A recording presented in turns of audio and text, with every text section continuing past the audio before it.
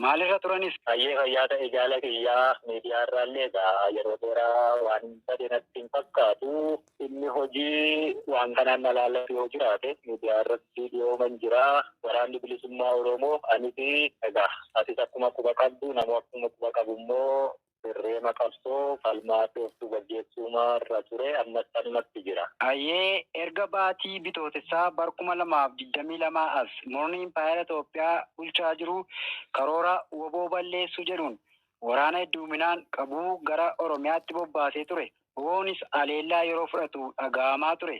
Ammoo woboon daran yeroo babal'atu argaa jirra.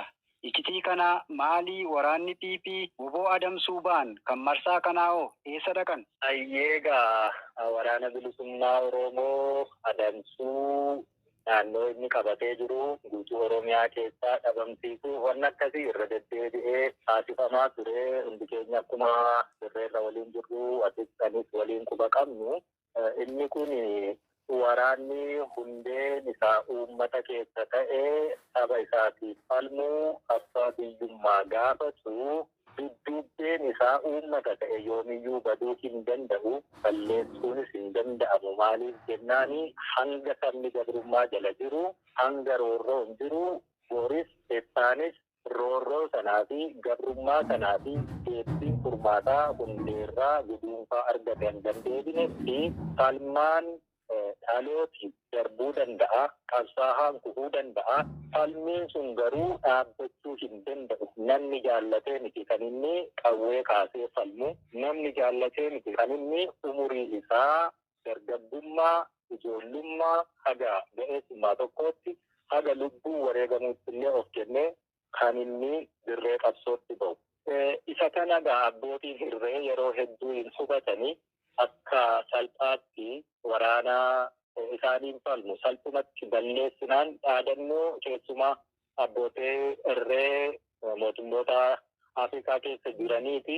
Yeroo hedduu garuu abbootiin irree akkasii saba waliin akka wal lolaa jiran wal quba hin qaban. Mootummaan kamuu garuu saba lolee injifatee umuriin jiraattee seenaan barattee hin argine. Uummati akkasumas ilmaan isaa isa keessaa ba'anii falmaa haqaa qabsoo bilisummaa gaggeessani ni turaa ni bubbulaa yeroo dheeraa fudhachuu danda'a eelaa qabaachuu danda'a du'aa beela dheebuu dararama madaa'uu hidhamuu rakkoo hedduu maatiin faca'uu waan akkasii qabaachuu danda'a. Obsaan yoo obsanii taa'anii falmaa kana keessanitti hufan garuu yoomiyyuu qabsaan haqaa uummata isaa keessaa bahee fi uummanni isaa of keessatti isa qabate ni injifatu. Wanti Oromiyaa keessatti ta'aa jirus isuma kana. Mootummaan abbaa irree yeroo irraa yerootti qabsoo bilisummaa Oromoon akka sabaatti gabrummaa jalatti kufee kaasee yeroo dheeraaf gaggeessaa ture sana qabsuu, dhabamsiisuu, balleessuu dhaadannoon akkasii yeroo hedduu ni jira.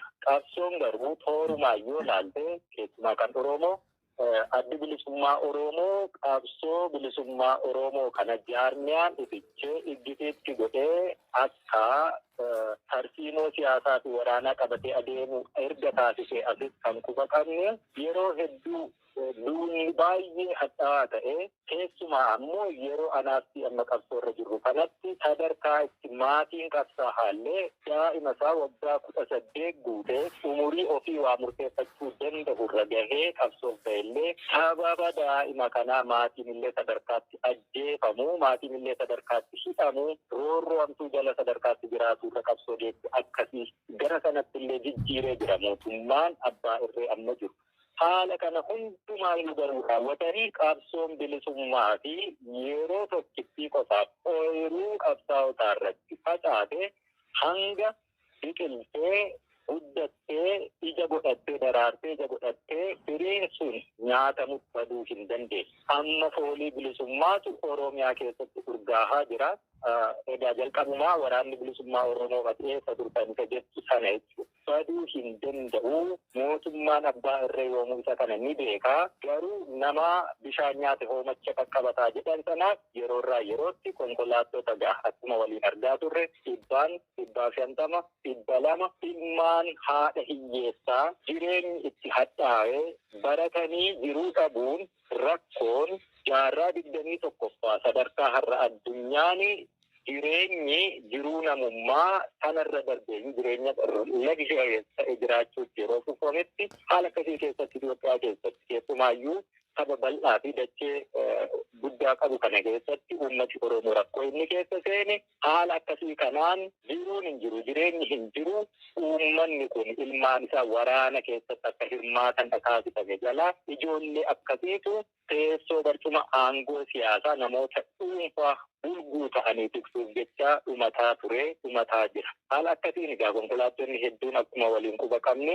gara dooniilee waraanni bilisummaa Oromoo keessa socho'anii giddu galeessaa hanga dhiyaa hanga bahaa hanga kibbaa hanga kaabaatti duulli akkasii kan ture. Duulli kuni garuu wayittuu hin baane. Dhaadannoon akkasuma egaa fakkarsuullee jechuu dandeenya waraana bilisummaa Oromoo ijoollee xixiqqoo waliillee galtee jaarmiyaa isaa hin qabne qawwee waajjira poolisii keessaa fudhattee baate qawwee caccabaa 2-3 qabdu naamusa qabsiisuuf deemna. Fakkarsuu kanaan jalqabee sadarkaa ammaa fakkarsuun suni sadarkaa waraanni bilisummaa Oromoo kaatu argitu keessa jirtu diishqaa hanga mortaaraa harrifiidii bireenota sadarkaa sanatti hidhatee meeshaalee kana Oromiyaa aangessuu Oromoo gadadoo jalaa baasuu Oromoo ollaa isaa jiran hundumaa waliin jaalatamee kabajamee safeeffatamee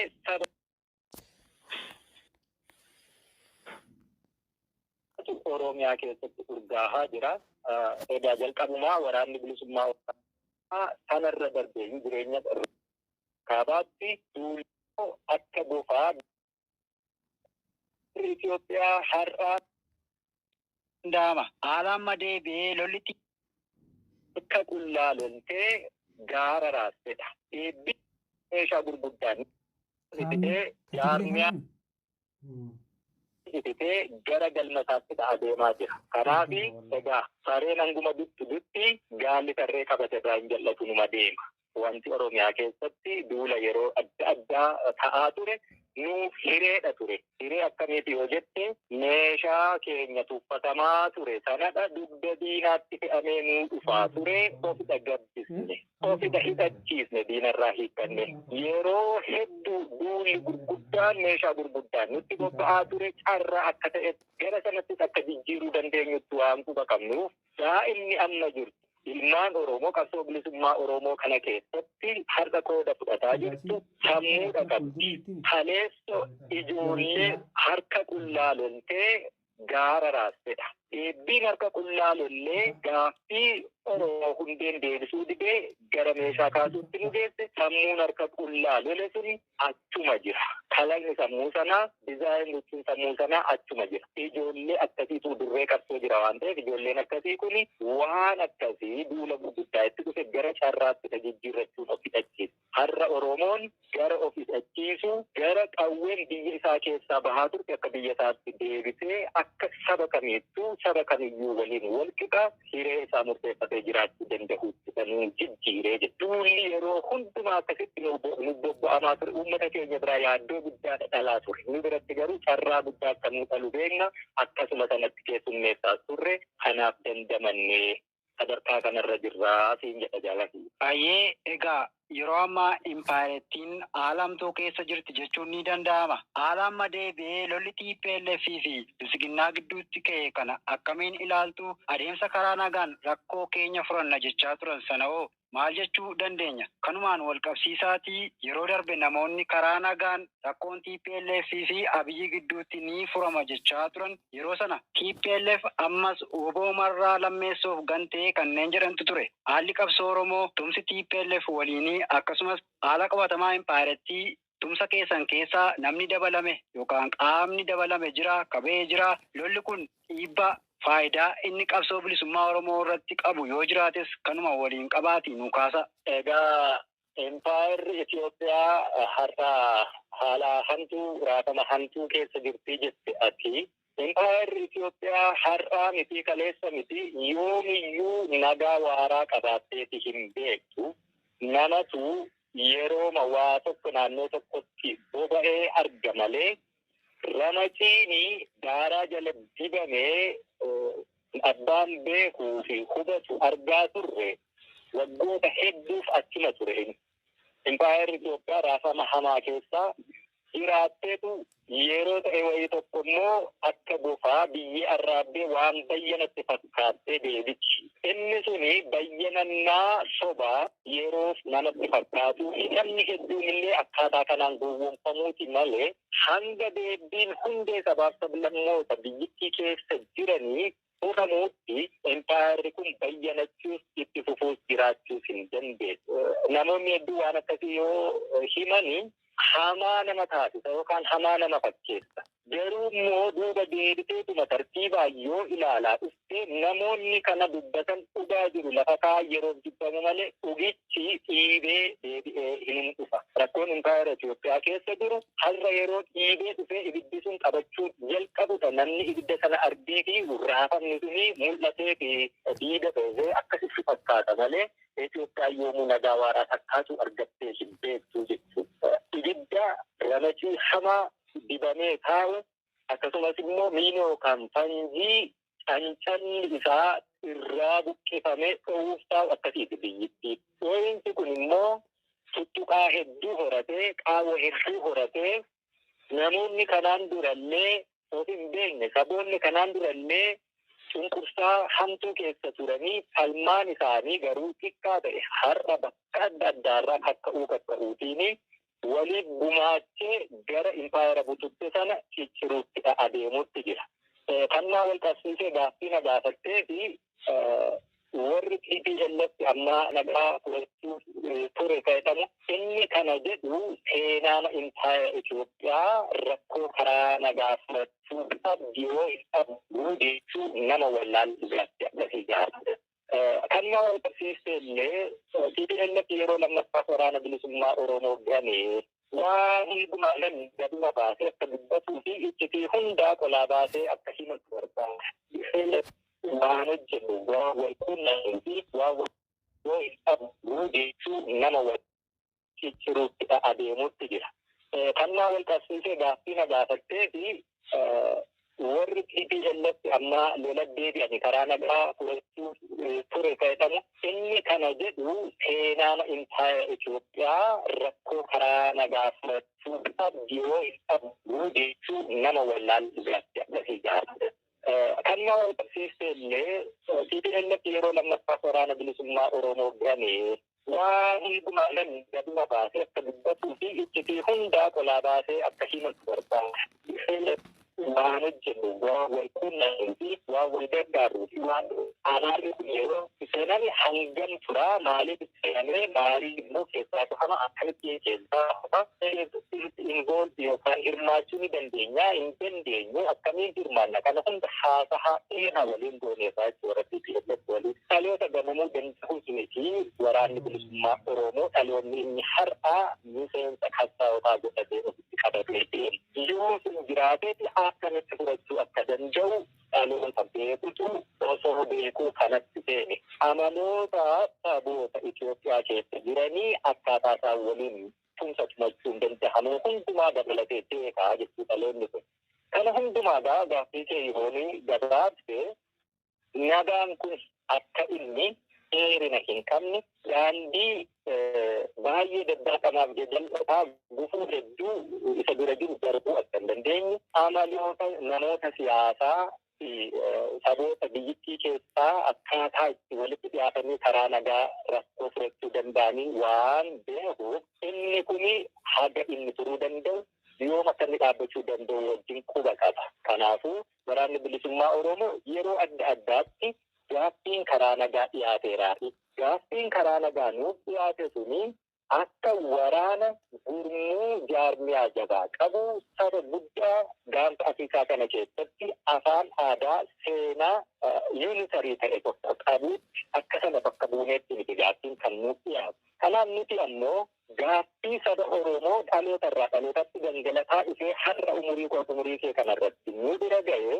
shaarasuu hin dandeenye harka kennachiisuu hin dandeenye waan baaneefi otoon argatiin Oromoo kumaatama dhiiga ilmaan isaa itti gabbare sana xiqqeessuu hin barbaanne waan nu maluuf jira waan argachuuf sabni kun itti gabroome itti tuffatanii addunyaa kanarratti gabrummaa hiriyaa hin qabne Oromoon keessa jiru qaanii hamtuu sana keessaa akkaataatti inni bahuu qabu sana waan xiqqeessee nutti dhufu tokkoyyuu hin fudhan. Kanaaf gaaffiileen akkasii yeroo amma TPLF gara araaraatti seenes nu isaan waliin gurmuu tokkummaa waliin uummannetu ture gaaffii saboota cunqurfamaa hedduu warra qaban kaan waliinitti dabalatee jechuudha. Mootummaan impaayeritti abbaa irree kuni akkaataatti gurmuun kun wal faana gara sanatti hin seenne qobaatti cicciree itti deemuu ture kan inni barbaade. Warri TPLF rakkoo hamaa akka sabaatti keessumaa bilookeejii yookaan immoo bakkoota adda addaatti daandiin itti cufamee marfama adda addaa keessa jiran beellillee sababa waraanaaf hongee wal qabatee isaanitti dhufe rakkoo namoomaaf jecha dhukaasa dhaabanii yoo danda'ame gara nagaatti seenna. Kanaan walii galleetu. Nummoo qobaatti bifa kanaan kara nagaatti nu seensisu inni iyyuu immoo akka waraana jaarmiyaa tokkotti namatti dhiyaatan yoo ta'u hin taane akka nama dhuunfaa tikseen looniillee kabajaa qabdi. Yeroo loon bobbaaftuu fi deebistutu jira. Akkanumaan akka haga nama tiksee looniin geenyeetti illee waraana tokko luqqisanii galchuu barbaadu tokkotu ture. Sun immoo jiila isaa qabna. Barnoota seenaa irraa fudhanneerrutu jira. Ilmaan Oromoo bifa kanaan tamsaafaman har'a hiree isaan qaban beeknaa jechuudha. Kanaaf araara sanatti qobaa hin seenne. Akka gurmuutti immoo mariitiin TPLF akkaataa inni itti seenu mari'annee turree jechuudha. Hanga inni deemuu danda'us hanganuma waliin beekne. Kanaaf iyyuu karaa nagaa TPLF waliinis miti, eenyuyyuu waliinis miti, mootummaan abbaa irree impaayera Itoophiyaa har'a harkaa qabu sammuu nagaatiin tasgabbaa'anii waa xumuranii rakkoo sabootaa boo'icha haadholii daa'immanii oolchuu danda'utu dhaloota akkasiitu nama akkasiitu barcuma aangoo siyaasaa Itoophiyaa qabatee jirani. Kanaaf iyyuu karaa nagaa hagaa gaala qaawwalinee keessa dabarsuu caalaa ulfaata. Hin danda'amu jechuu gabaabaamatti. Kanaafuu namni waan facaase haammata. Mootummaan abbaa irree kun yeroo dheeraaf haa fokkoru, yeroo dheeraaf haa dhaadatu, yeroo dheeraa fi gaaffiilee xiqqeessuu fi tuffii seetiin deebii keenya haa kennu malee inni kun waan facaase haammachuu eegaleeraa. Sadarkaa kanatti warri gartuu kana keessa jiru quba qabeenya akkasiitiin deemu. Kanaafuu gaaffii na gaafatte guutummaa deebisuun ilmaatte hanga kana waan hubadhe irraa kan sii deebisee. Ayyee galatoomaa dhimma Tigraayin wal qabateetti yoo deebinu yeroo ammaa uummata Tigraay quunnamtii ala gochuun gargaarsa dhorkachaa erga tureen booda amma gidduu kana yookaan torbee darbe walakkaa irraa kaasee aleellaan naannoo sanatti eegalee hanga xiyyaara fayyadamuun uummata nagaa rukutuutu dhaga'amaa jira. Kanarratti aleellaa uummata nagaa xiyyeeffatee raawwachaa jiruun kanaan murni bilisiginnaa maal buufataa haala kanarrattis maal jettu uummata sanaanis ta'e haala deemaa jiruun. Ayyeegaa inni kun Tigraayitti haaraas miti. Bakkoota biraattis akkasuma haaraa miti. Mootummaan abbaa irree kun namoota nagaa ta'an filallee fi tuqeeraa nama daa'ima isaa qabsoo keessa jiru uumamaa seera uumaatii maatii godhachuurraa ilmoo kana argachuutu jira. Maaf dhalte naaf beesse beessummaaf beesse nama kana jedhamee sadarkaatti amma Oromiyaa keessatti haati gootaa haati qabsaa abbaan gootaa abbaan qabsaa maatiin obboloonni itti ijjeefamantu jira. Mootummaan abbaa irree kuni gaafa duulaa waraana bilisummaa Oromootti jalqabee Oromiyaa seene bobba'uutti ka'e keessumaa ergaa EPRDF kufeetii asitti bilisiginnaa yookaan badhaadhina jedhanii wal gurmeessanii warri bahan kun duuluma jalqabaatiin kufan. Duulli jalqabaasaatiin kufanii uummata lolanii injifachuu hin danda'amu. Har'a mana namaa yeroo gubdu nama tokko lama dhiichuuf akka fakkeenya ta'utti yeroo ajjeestu eelaa godaannisa hamaa onnee nama morodee isaan tolchetu immoo jira. Dhaqaniitu warra sana waliinii akka namaa keessaa yookaan mataan dhagaatti bu'uutti bu'anii. Uummati Tigraay TPLF irraa gargari. Siyaasa waan waa hojjechuu danda'uu fi waan jechuu danda'u waan gochuu danda'u uummata beekudha. Warra barcuma aangoo siyaasaa qabsaa'ee argatee uummata isaa bilisa baasee waliin jiraata. Ajjeechaan mootummaan abbaa irree Itoophiyaa uummata nagaa Tigraay irratti taasise TPLF fi uummata Tigraay tokkodha taasise. Akka yoomuu gargar ba'uu hin dandeenyetti rakkoolee TPLF waliin illee qabaatanis qabaachuu baatanis. Isa qofaa yoo ta'uu baate bara mallattaa jiranii namoonni TPLF adda illee adda bahuu namoota dhuunfaa paartii siyaasaa ayidooloojii irratti wal qabate Tigraay irratti fidanii tokko sabummaa biyyummaa irratti bakka adda addaarraa qabsoo sanatti deebi'an. Dabalataan immoo dargaggoo hedduu sadarkaallee jaarrolitti dabalatee uummanni kun beelaan dhumuu irra keessaa diroonii fi helikooftera waraanaan dhumuurraa nuti saba falmachuu beeknu sabboonummaa sabaa warra qabnu kanaaf iyyuu kabajaan du'uu barbaannaa dirreetti yaa'ee jechuudha. Ibiddi dirreetti yaa'e suni har'aa gubuu jalqabeera. Dogoggorri akkasii mootummoonni abbaa irree uuman deebi'eetu isaanumaan nyaatan. Boonni isaan yeroo hundumaa namaaf qotanii isaantu qotaa abbaatti awwaalamu waaqatu beeka. Itti awwaalamuu jalqabaniiru. Uummata nagaa Oromiyaa keessattis akka uummattoota hundumaa saboota cunqurfamoo Itoophiyaa intaayiritti keessa jiran hundumaa birattis uumaatiin akkasii kun roorroo dhadhale. Roorroon akkanaa kun immoo yeroo duutii balbala nama tokko hundumaa deemtee rurrukuntu qabsoo mana nama hundumaa seenaa jechuudha. Oromiyaa keessatti kan ta'aa turellee isuma kana ture. Namni baay'ee ajjeefame, namni isaa baay'ee gubate, loon isaa baay'ee jalaa saamame, qabeenyi isaa baay'ee jalaa saamame. Inni kun warraaqtoota hedduu dhale Oromiyaa keessatti. Sibiila kaasan malee biyyittii kana keessatti humna qabaatan malee biyyittii kana keessatti hidhatan malee biyyittii kana keessatti qawween of kabachiisan malee kabajaan akka hin jirre naamusni karaa nagaa waa fudhachuu akka hin jirre amalumti akka naammoo biyyittii keessatti ta'e akka hin beekne hubatee jechuudha uummati Oromoo. Uummati Oromoo yeroo hedduu hidhannoo irraa adda bahee qawwee irraa adda bahee qawweenii fi ulee qabatee akka gabaa hin baanellee dhorkamee hoolaa gabaa baasanii gurguranii qalanii gogaarraa baasan ta'ee garraammatee namaaf bulaa ture. Inni kun immoo isaaf hin taane nagaan inni barbaade nagaa isaaf hin buusne. Naamusni ittiin biyyittii keessa jiraachuu barbaade naamusa jiruuf jireenya isaatii ta'uufii biti. Kanaaf warra isa gabroomse akkaataatti isa gabroomsan sanatti deebii itti kennuu isa sanaan deebisuufi barbaade. Roorroon akkasii kuni Tigraay Oromiyaa keessattis qofaa miti intaayira biyyittii hundumaatti jira har'a. Saboonni bichuun biyyittii keessa jiran xixiqqoon illee sadarkaatti hidhataniirra jiru. Intaayirittiin abidda ramacii daaraa jala dibamtee turte sanatu abiddi. Egaa gaaffii keenya kan biraatti dabarra. Egaa rakkoon impaayirettii karaa kamiiniyyuu furmaanni isaa afaan qawweetii waan jedhu kaastaniittu kanumaan wal qabatee mootummaanis yeroo garaagaraatti haala siyaasaa impaayirettii keessaa mataa maruudhaa fi yerootti waraana bilisummaa Oromoo maree keessaa moggeesses kaa'aa ture. Garuu kaleessaa Dr. Alamuu Simee dhaabbata raadiyoo Faanaa Biroodkaastingii irratti mariin biyyaalessaa TPLF qofa hammachuun qabu warreen kaanis hundaammataa gochuutu jira waan jedhu waan akkanaa dubbatanii turan.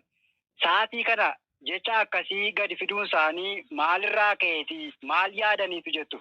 Egaa inni kun namni bishaan isa nyaate hoomacha qaqqabatan jedhu rooni gawaa hundaafuu maaksa deebii ta'uu danda'u mammaa keera. Odaa darbii dubbii himaa waraana bilisummaa Oromooti. Gaaffii kana gaafatamee ture. Mootummaan Itoophiyaa eenyumaanuu karaa nagaa hin hirmaachisnu ka'etu keessumaa shanee maqaa jettu tokko moggaasa fi tuffii gad-aantummaa tokkoon waan dubbataa ture. Mootummaan kun ni beeknaa formu kadhataa jedhee ture. Hin bulle hin turre kadhaan dhufe. Kadhaan maalirraa dhufe egaa humna yoo taate harka nama micciirtee duubatti waan inni harka kee irraa fudhatee harkaa qabu sana kadhattee hin deebisu. Aboottatee jabeessee waan inni qabate harka qabdee micciirtee deebistee dugdarra keessa. Yeroo sanadhaa harka nagadhiiseetu dhufa.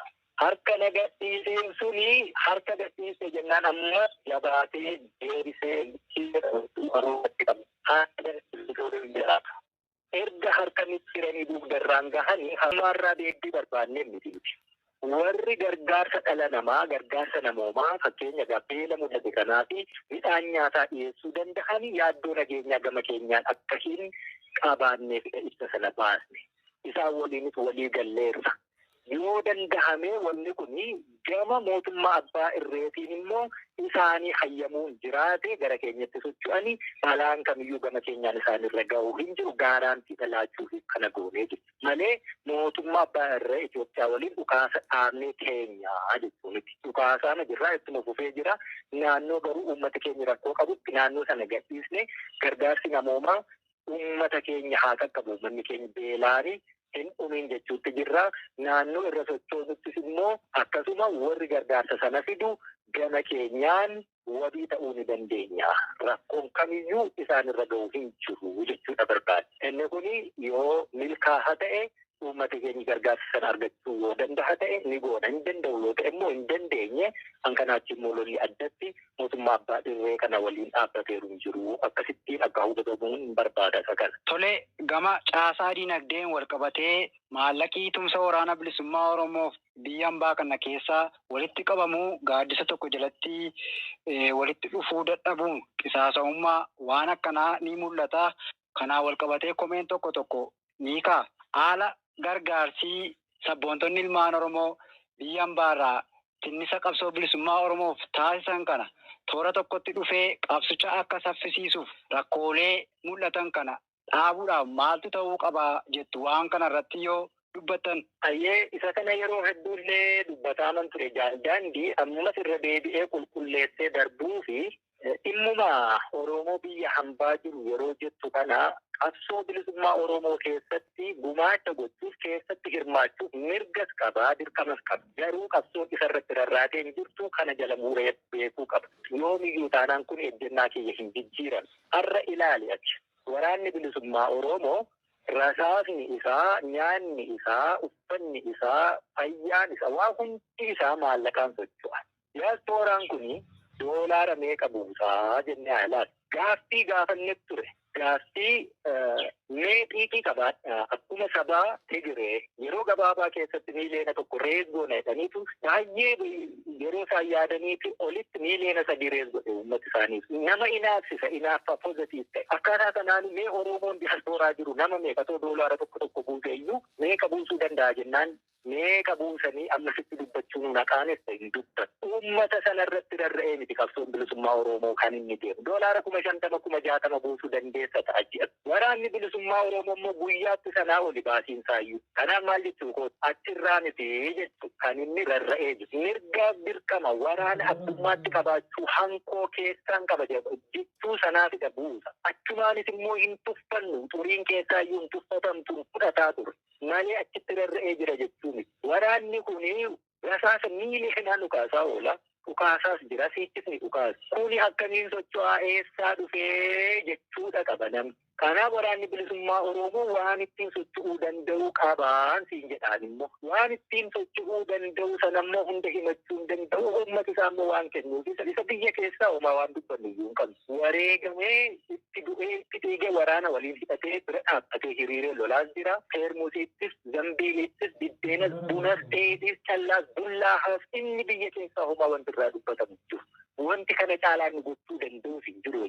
Kana hunda dinagdee isaa itti dhabee waraana kana jiraachisuu miti amma waliin hiriireetu rasaasee qoma isaatti dhuka'eetu lolachuu jira waan ta'eef. Inni alaa kun immoo wanti inni gochuu danda'u mee olola dhiisaati yeroo hedduu fakkeenya tokkoon sii kaasaan. Uummati kun yeroo baay'ee namni rakkoo uumu kun yeroo baay'ee warra buusu sana inni gumaachi koo waraana bilisummaa Oromoo haa qaqqabdu ani as taa'ee dafkeen dafqa kiyyaa beekumsa kiyyaa qabeenyan godhadhe sananii nama Oromiyaa keessa taa'ee dhiiga dhangalaasuu kan kenne warra kennu kennaama jira warra funaanu bira jira rakkoo warra bu'aa barate warra yeroo adda bilisummaa Oromoo waan takka as qabeechi qabuu hin dandeenyetti birrii saame Ameerikaa ta'a Ameerikaa irraa ka'ee Awustiraaliyaa dhaqeen birrii sassaabaa jira. Xiyyaarri inni yaabbatee deemu hoteelli inni dhaqee qabatu nyaanni inni nyaatu birrii sassaabuu sana keessaa ba'a. Uummanni Awustiraaliyaa jiru meeqa buusa namichi kunis tiraanis yookaan dubartiin tokko achi deemtu tiraanispooርtii meeqa keessaa fudhattee meeqa keessaa goggodhattee yookaan godhateetu isa meeqa hafimmoo waraana bilisummaa Oromoof erga. Bashannanuu barbaadamu waraana gargaaruu barbaada namni kun. Kanaaf ani waan diyaaspooraa keessa jiru sana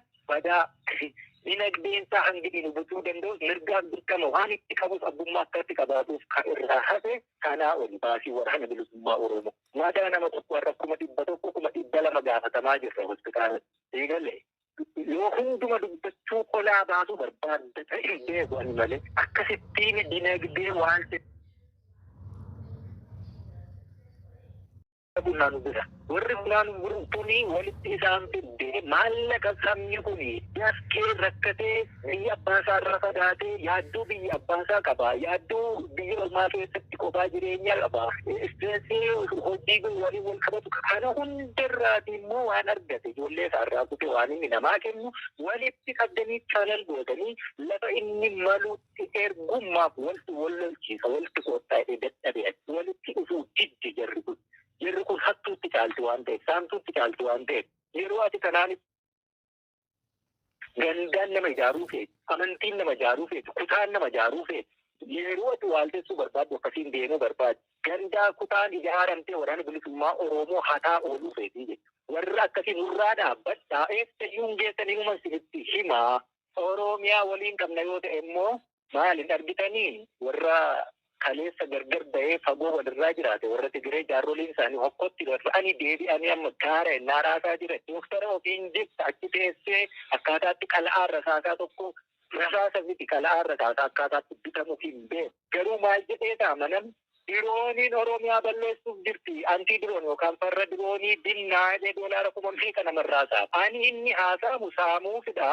Piroojeektii tolfate mana tolfate warra alliseetuma.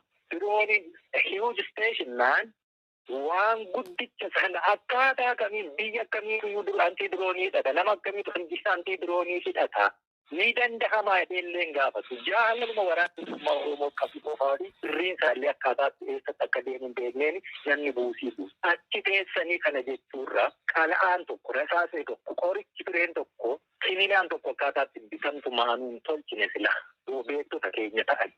Isteeshinii guddaa sana eessarraan darbee dhufee waraana socho'u yerootti diishkaayyuu baachuun hin danda'amne kaahanii kilaashii qofaan lolantu jira. Antii diroonii baattee deemuu miti sochoosuu miti yookaan bakka tokkotti isteeshin gootee to'achuu miti. Kanaaf akkasittiin nama goyyomsuu fedhaa jechuudha. Hanqabsuu akkasii hin dandeessan jechuun jira. Kaanuma akkasii uume hattuutiin immoo hattuuman jedha yoomiyyuu. Ani waan dhuunfaatii irratti miti kan namaa wallabu waan sabaati. Waan sabaa immoo hin nyaattan. Waan sabaa nyaachuu hin dandeessa hin nyaatamuu jechuudha. Namni waan sabaa nyaatu nyaatama yoomiyyuu haala akkasiitu jira jaala kayya dhimma dinagdee kanarratti. Mee yeroo hedduu achi ta'anii akka erga taate kootti dirree achi teessee waraana immoo itti dhiisama. Hin socho'a waraanichi faca'uu hin danda'u. Hin tuttuqiinaa jechuudha. Dhimma dinagdeetiin wal qabatee ani kanaa ol waan jechuu danda'u hin qabu jechuudha. Waan dinagdee keenya barbaachisu miiliyeenaan sochoosnee miiliyeenaan binnee miiliyeenaan hidhachiifne dhimma hojjetuu jira kanaa olitti. Warra buusii kana buusuu warra akkasumas immoo maqaa gaarii immoo sassaabuu keessaa qabus walitti turee natti ta'aa jechuudha. Barbaachisaa yoo ta'e immoo hammaate warra waan kanaan nu jeequ maqaa isaanii baasnee ilmaan Oromoo biyya sana jirtan birriin keessan yoo haabatu jettanii waraana bilisummaa Oromoof laattan miti hattuuf laattan itti kenna. Hankanaatti immoo namoota akkasiitti hin kenninaa jechuun hin danda'an. Kanaafii warri amala gaarii qabanitti warri dhugumaa waraanni bilisummaa Oromoo gargaaramu jedhanii maallaqa nama rakkatee dinagdee adda addaa horaturraa walitti qabanii erganiidha jechuudha. Mee uummatuma diyaaspooraa kana yeroo tokko raadiyooma har'aata biyyoolessa Oromiyaa jaaldaan di'atirraa hojjetu kana ni banannaa laayisensii namoota nuufuu kan barbaannaa hayyeedhe namni hedduu gaafa deeman laayisensiin suni ulaagaa tokko qaba foormiin guutatu waan sanyummaa waan amantii waan finxaalessummaa waan akkasii babal'isuu hin qabu maal jennaan hin baqatee jechuun namni hundumtu sadarkaa kanatti dhimma diyaaspooraa kana laalee kan hin taajjabe lubbuu kennuu nama gaafata waan akkasii sadarkaa kanatti sodaachuu miti lubbuuyyuu nama gaafata yoo ta'e Oromiyaaf jecha lubbuun kee gaafatannaan biyyi ati jirtu murteessuu hin qabu kenni lubbuu kee dhiigatti dhangalaasuu kanarra tarkaanfatee kan bilisa bahatana kana faan taajjabe ammoo maal namoonni immoo onnee qaba waan kanatti seenanii laayisensii kana nuu fuudhan warra kanarratti immoo duula hamaa baname atu quba qabdaa duulli kuni maaliif barbaachise miidiyaa kana banachuun qabaachuun jaarnaa ijaarrachuun waa hunduma guuttachuun namoota waan kanatti onnee jabaatanii dhaqanii fuudhan immoo gara maatiitti gara namummaatti gad deebi'uutu dhufe Oromoon yeroo hundumaa waan akkasii gochuurraa yoom bilisa ta'uu danda'a. Nama hojii inni hojjetu dalagaa inni hojjetu ideoloojii itti waamamu ta'ee mormi malee maatii isaatti nameenya isaatti gaddeebite bifa karaatiin Oromoo yoomiyyuu ijaaramuutiin danda'u yoomiyyuu galman ga'u wanta akkasii. Kanaaf dhimma diyaaspooraa kana istireesii mataasaa danda'e qaba, rakkoo mataasaa danda'e qaba, dhiibbaa adda addaa keessa jiraatu qaba, yaaddoo yaada jaalala biyya waan meeqa rakkoo akkasii qaba waan ta'eef achumatti akka inni wal bukeessu achumatti hin qadaadee dhiisee akkasitti hin deebisa dhimma kana. Amma boru gadi yaa'ee wacaadhi. Osoo wacee na ciniinee natti tola. Oromootu jabaate ciniinuu danda'ee bade. Sanammoo hin danda'u. Wacuun immoo gaalicha karaarraan deebisu. Kana akkuma jirutti naa dabarsu jaalarti fayyaadha. Ayyee gaaffii keenya goolabatti finneerra akka waliigalaatti gaa. Ana bilisummaa Oromoo seera itti wal gaafatan beeku biratti gaafatama isa biratti gaafatamta. Dhimmoota akkasiitii warra darqanu keessa seensifachuu barbaadan jaarmiyaan akka inni diigamuu fi bakka itti jiraatu taasisuu inni filataadha. Haala kanaan yaaddoon inni qabaatu yeroo hedduu waraana bilisummaa Oromoo biratti fakkeenya foonii tokko yookaan nama foon alee gurguru tokko foon tokko inni raqa ta'ee raamma'ee lafa raqaarraa kaaseetu haxaa'ee babbareechee itaala aarsee sandaliitti aarsee fuullee yookaan of ilaalee keessa kaahee babbareechee gurgura. Foon garuu foon raqa. Inni tokko immoo foon qalee foon bareedaa foon nyaataaf ta'u garuu qulqullinaa eeguu dhiisee titiisni itti huursee bakka xuraawaa wayiirra fannisee gabaan dhabee rakkoon keenya akka kanaa fakkaatti. Waraanni bilisummaa Oromoo foon qulqulluu qalaa osoo jiruuti foon nyaataaf ta'u foon gaarii sana foon namni kamiyyuurra walii galee nyaatu qalaa osoo jiruuti bakka taa'ashee balleessuurraa kan ka'e akka namicha foon gabaa dhabe sanaati ta'aa jira. Kana ifaa isatti himuu wanni nafeessise har'aa yaaddoon akkasii yeroo lafti banaa ta'u namni uummata isaa keessa yoo seenu warri mootummaa abbaa irree warra foon raqa sana gurguru. Namticha foon raqa gurguruu wal fakkaata mootummaan abbaa irree waan raqa ta'e keessaa isaa namni seenee hin beekne irra keessa bareecheetu nama nyaachisa. Nuti immoo waan qulqulluu ta'edhaa qabaasaa wallaallee dhugaa keenya uunee biyyeerra gangalchaa jirra, daaraa keessa gangalchaa jirra, titiisni akka irraa fuufsu gochaa jirra. Rakkoon keenya yeroo hedduu kana malee waraanni bilisummaa Oromoo akka nama raqa sana gurguruu sobaan deemee, kijibaan deemee, sagaagalaan deemee, hannaan deemee, saamichaan deemee, ajjeechaan deemee hin jiru. Qabaa dhugaa isaa akkaataatti qabanii wallaale. Kuni ammas yoo hawaasa keessa seennu uummanni Oromoos waraanni kun ijoollee isaati fagoorraa dhufne bakkeerraa dhufne yeroo matti yoo qawwee bilchinnii fi siyaasa addunyaa haala deemsa akkaataa qabsoo hubachuu irratti hanqina qabdi. Qabsoo roorroo xiiqii onnee qofaan loluu jirti. Ijoolleen kun waan ta'eef iddoo gurguroota uumaman kana foon namtichi qulqulluu kale sana gara titiisni irra qubatuu sanaa arganii foon kun gaarii ture titiisa irra qubsiifte malee akkasin godhiin jechuu qabaa jechuudha. Akkasuma jechuu qaba ilmaan isaatii Oromoo. Mataa badiinsa akkasiitu mudachuuf deema waan ta'eef waraanni bilisummaa Oromoo hundumti isaa jaarmiyaa isaa jalatti deebi'ee ajajetti kennamu fudhatee yeroo kanatti biyya qabachuu irratti loluutu irra jiraata. Mootummaan abbaa irree kunillee yeroo hundumaa duula hedduu nutti gaggeesse dandamachuu kan dandeenyu wal dhagahuutiin karoora namatti kennamu jalaa siqanii itti siqanii lolanii cabsanii bifa ittiin deemuu dandeenyu rasaasa tokko lamaanillee akkaataatti loluu dandeenyu argisiisneetu haala hadhuuftu waliin dandaman yeroo guduunfamuu gahuutti immoo faca'insa akkasitti hin galchiina. Jaarmiyaa deebi'ee wal dhagahee naannoo to'atutti akkuma kanaan dura goone bulchiinsa kan bilisummaa yeroo naannootti hawaasa isaa keessatti diriirse nama hannarraa bilisa ta'e nama siyaasa badii kanaan dura hawaasatti dalagee hate hachisiise reebe reebsise ajjeesisiise hidhe hiisisiise warra akkasii irraa bilisa ta'e hawaasni nama amanamaa nama dandaasaa jalaan sharafne nama haqasaa jalaan dafsine nama isa gargaaruu danda'u filatee koree bulchiinsa kan yeroo akkasii tursu naannoo bilisa ba'etti waraanni bilisummaa Oromoo bu'uuressee gara fuulduraatti diina buqqisaa deemu irratti akka hojjetu kan barbaadu. Kanaafiyyuu waraanni bilisummaa Oromoo bakka jiru hundumaatti hawaasa isaatti tasumaa akka hin buune. Kuni ejjennaa waraana bilisummaa Oromooti yoomiyyuu hin jijjiiran. Uummanni Oromoo wallaalummaa siyaasaa qaburraa yeroo xiqqoo tokko waanuma sana argatu walitti nam'ee wal balleessuu barbaada. Hin ta'u inni kun waggaa dhibbayyuu nu miidhan daqiiqaa yookaan sakandii dhibbatti haaloo baanee fixuu hin dandeenye. Haaloo bahuun sun ilmaan wallaalanii wal miidhan sana tooru seera jira, poolisii jira, abbaa seeraa jira, abbaa alangaa jira, mana hidhaatu jira. Akkaataa sanaan gaafatamuu danda'u, seeraan to'atamuu danda'u. Har'a haaloo bahiinsaaf jecha mana kiyya kaleessa gubeera milishaan kun har'a immoo anatu dhuunfate mana isaa gubuun qabaan sun Oromiyaadha balleessa.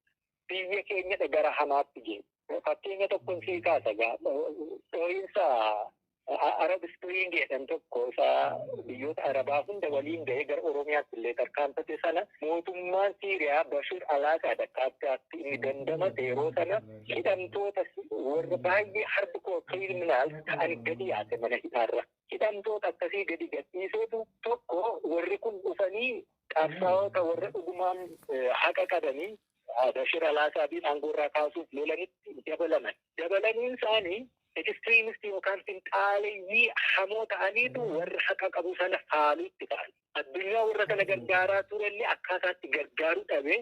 Inni lammaffaa ammoo hardcore criminal hattuuta waan adda addaa ajjeestuudha waan gadi yaaseef mana hidhaarraa uummata dararuutti ta'an. Mootummaan Bashir al-Assad yeroo sana tapha lama taphate. Addunyaatiin warri lolaa jiran kuni warra extremistii warra finxaalayyoota gadhee hamoodha. Biyya qabatan jennaan biyyaffataa kan jettu ergaatti dabarfate. Uummata isaatiin immoo isin yoo ani hin jiru ta'e warra kana warra akkasii walitti qabee hidheen kaa'u ta'e saamamaa ajjeefamaa jiraattu. Gama lamaayyuu taphateetu rakkoo hamtuu sana dandamate hangarraa jiraa jiru. Biyya keenya kana keessattis mallattoolee waan akkasii ta'aa jiran ta'uuf deeman hedduutu jira. Uummanni keenya isa kana eeggachuutu irra jiraata. Warra akkasii yakka adda addaa dalaganii mootummaan yoo ani jiraadhe malee ittisuun hin jiru akkas jechuudha barbaada.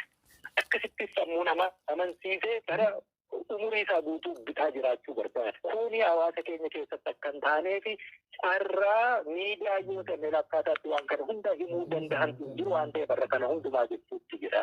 Kanaaf sabaaf sablammooti biyyittii keessa jira yoomiyyuu har'a jiraannees kaleessas jirraa boris hin jiraannaa dhimma isaanii waliin hin qabnu. Saboonni akkasii yoo waliin jiraanna ta'e jireenya kaleessaa waliin jiraatu yoo immoo gargar bahuufa ta'e akkaataa seera lafarra jiruutiin rakkoo waliin fudhachuu danda'ama. Seera Oromiyaan baafattu jalatti akka bulan mirga kenninaafi. Kan kanarraa hafee sammuu isaanii keessa waan biraa hamaan kaahamee waraanni mootummaa ka'ee deemeera. Kanaaf akkuma galgala kaanee banna malee dhumannaa jedhu yoo ta'e sun egaa dhimma ilaalcha mataa isaa keessa jiruuti malee waraanni bilisummaa Oromoo itti hin bu'u. Sabaaf sablammoota biyya isaa keessa jirani akka saba Oromootti tiriit godha. Walqixa kabaja mirga isaanii walqixa tiksa. Dachee isaan Oromiyaa irratti qaban sanaan immoo seera Oromootiin akka bulan immoo ni taasisaa jechuudha. Kanarraa kaasee warri baqataniif baqachuun jiraachuu hin qabu. Uummanni Oromoo lafa banaa argamu akkasii keessatti bara dhufaa darbaa yeroo mootummaan jigu carraa saaminsa babal'isuu wanta gahuu diduu namuu gandatti qawwee kaaseetuma wal ajjeesutti taa'u yoomuu mataa dhukkubbiin ta'ee hafeera. Bara dhufuusaa ta'u bara kamuu carraan akkasii yeroo argamu qawween Oromiyaa keessatti yaadduu osoo hin taane kabajaa akka taatu biyyoota biraarraa baruu qabna. Har'a addunyaa kana sakandii waan eessatti maal takka hojjetamu bilbila harkaa xiqqoo irratti qabuun ilaalaa oola. Akka